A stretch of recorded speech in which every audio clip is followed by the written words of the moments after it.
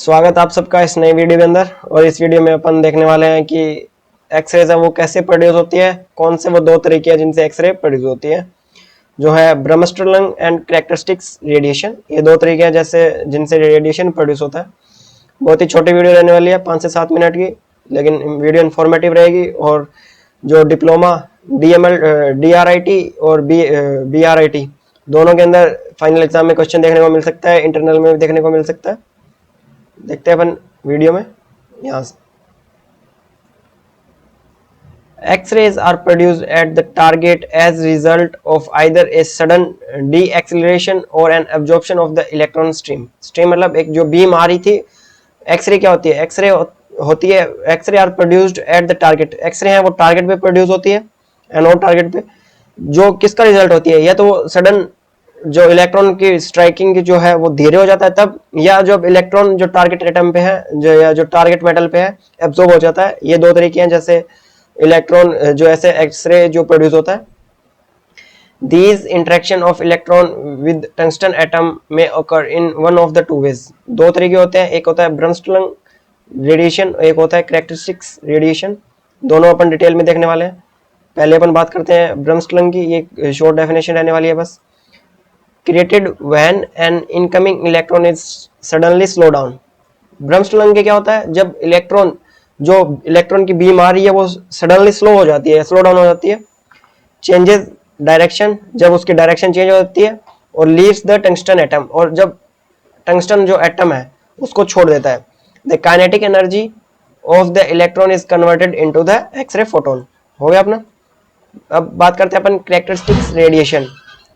Created when an incoming electron interact with the K shell electron and knocks it out of orbit when the electron void is filled with an outer shell electron and X-ray photon is created। अब इन दोनों में बस यही एक table है जो आपने अगर पढ़ ली, जो आपने याद कर ली, तो आपका पूरा एक्सरे प्रोडक्शन है जिसमें ब्रह्मस्टर्लिंग एंड कैरेक्टरिस्टिक रेडिएशन आता है, ये कंप्लीट हो जाएगा।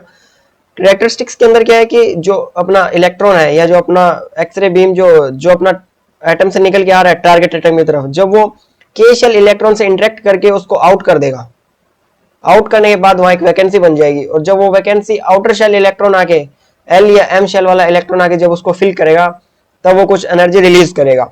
तो उसी एनर्जी के जो रिलीज होगी उसको अपन एक्सरे फोटोन बोलते हैं।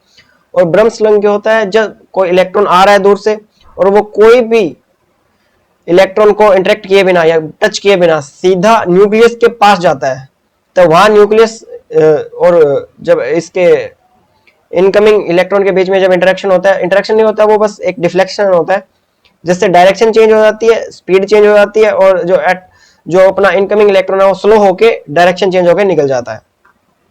ये बस मेन अपना यही था इस पूरी स्लाइड के अंदर। और अब अपन देखने वाले हैं आगे वाली स्लाइड, ब्रह्मस्टर्लिंग। इसमें सबसे पहले आप डायग्राम एक बार नोटिस कर लीजिएगा। ये इनकमिंग इलेक्ट्रॉन आया इधर से, ये अपना न्यूक्लियस है। न्यूक्लियस के पास जैसे ही वो इलेक्ट्रॉन पहुंचा उसकी डायरेक्शन चेंज हो गई, और ये के शेल इलेक्ट्रॉन इससे इंटरेक्ट नहीं किया है, और ये जो एनर्जी है वो रिलीज हो गई, ये जिसको एक्सरे फोटोन अपन बोल सकते हैं। X-ray are produced when an incoming electron misses all the electron in the tungsten atom get very closer to the nucleus। जब न्यूक्लियस के बहुत ही क्लोजर आ जाता है incoming electron, then suddenly slow down and abruptly changes its direction। जब nucleus के बिल्कुल पास में होता है तब वो सडनली अपने डायरेक्शन चेंज कर देता है और स्लो हो जाता है। As a result the electron loses energy. ये जब वो न्यूक्लियस के पास होता है और डायरेक्शन चेंज कर रहा होता है तब वो एनर्जी रिलीज कर देता है। This sudden energy change is converted into an X-ray photon. जो सडनली एनर्जी जो वो रिलीज करता है वही एक्सरे फोटोन के अंदर कन्वर्ट होती है। The photon produce is a small bundle of electromagnetic energy. जो फोटोन प्रोड्यूस हुआ है वो एक इलेक्ट्रोमैग्नेटिक एनर्जी है। जैसे आपको पता है कि एक्सरे भी एक इलेक्ट्रोमैग्नेटिक एनर्जी है, उसी टाइप से। X ray are created by the interaction are called bremsstrahlung radiation. ये ऊपर वाले के लिए बताया गया है कि कैसे ब्रह्मस्टर्लिंग प्रोड्यूस होता है। अब bremsstrahlung is a German word that means breaking और slowing. The short term brems is used often instead of long word. इस ब्रह्मस्टर्लिंग की जगह अपन ब्रह्म्स भी सीधा यूज कर सकते हैं। Every x ray exposure will contain photon produced from bremsstrahlung interaction in the anode.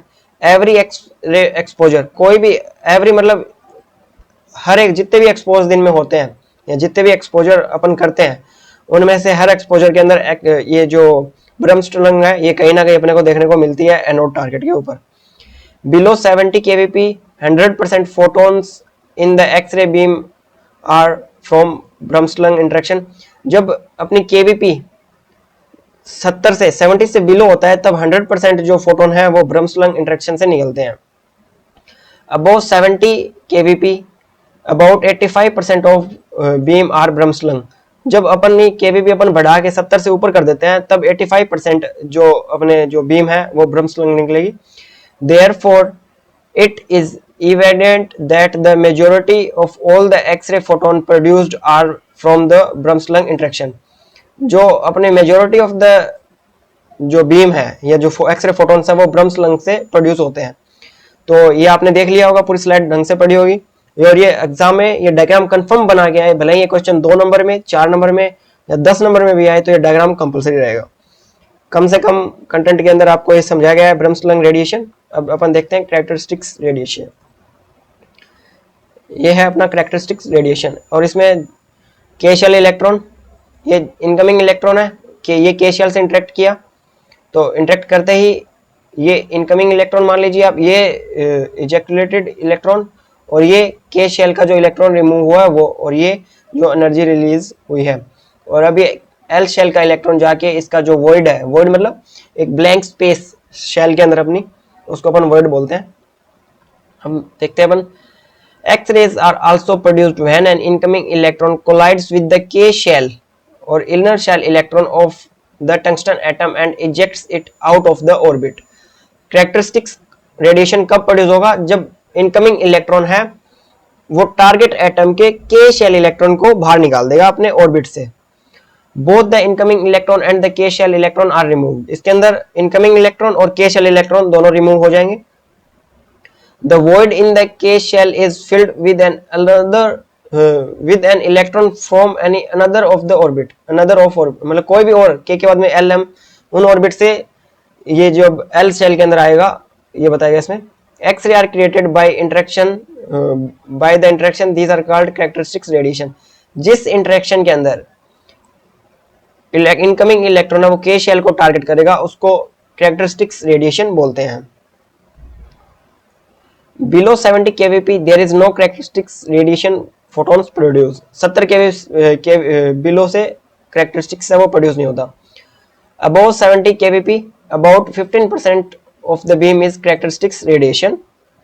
70 से ऊपर करने के बाद 15% जो बीम है वो characteristics radiation निकलती है। मतलब मेजोरिटी तो अपनी ब्रह्मस्ट्रलंग ही निकलेगी लेकिन कुछ माइनर अमाउंट में characteristics radiation भी निकलता है। This is because the binding energy of K shell is binding energy of K shell। binding energy मतलब आप समझ गए होंगे, आपने 10th 11th 12th क्लास में केमिस्ट्री में पढ़ा होगा, फिजिक्स में पढ़ा होगा। K shell की जो बाइंडिंग एनर्जी है, जो मतलब न्यूक्लियस और जो इलेक्ट्रॉन है उनके बीच का जो इंटरेक्शन है उसको बाइंडिंग एनर्जी बोलते हैं या सो एनर्जी को बाइंडिंग एनर्जी बोलते हैं। वो है 69.5 and it takes at least a 70 kVp exposure to eject the electron। The term of producing X-ray images there is no difference between an Bremsstrahlung and characteristics radiation photon। जो x ray produce होता है उसमें कोई भी difference नहीं होता, भले ही वो ब्रह्मस्ट्रलंग से प्रोड्यूस हो भले ही वो कैरेक्टरिस्टिक्स से प्रोड्यूस हो।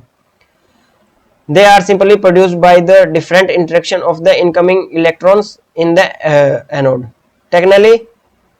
Technically this can not be control, और इसको अपन कंट्रोल नहीं कर सकते हैं। जो ब्रह्मस्ट्रलंग और कैरेक्टरिस्टिक्स है इनको अपन कंट्रोल कर सकते हैं बस केवीपी से। The primary X-ray beam is made up of both Bremsstrahlung and characteristics radiation।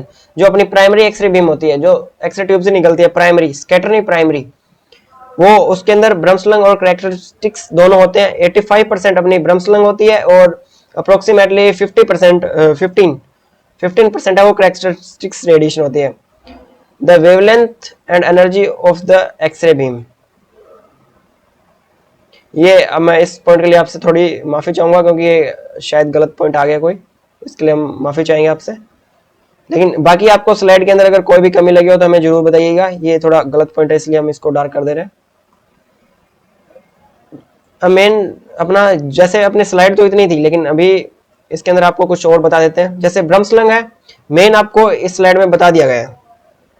ब्रह्मस्लंग के अंदर आप न्यूक्लियस तक जो टारगेट जो इलेक्ट्रॉन है, जो इनकमिंग इलेक्ट्रॉन है, वो न्यूक्लियस तक पहुंचेगा, स्पीड स्लो करेगा, डायरेक्शन चेंज हो जाएगी। कैरेक्टरिस्टिक्स के अंदर कोई स्पीड स्लो नहीं होगी, कोई डायरेक्शन चेंज होगी इसके अंदर भी। इंटरेक्शन के बाद जब इनकमिंग इलेक्ट्रॉन और जो दूसरा इलेक्ट्रॉन अपना के शेल का इलेक्ट्रॉन है वो दोनों बाहर निकल जाएंगे और एनर्जी रिलीज हो जाएगी।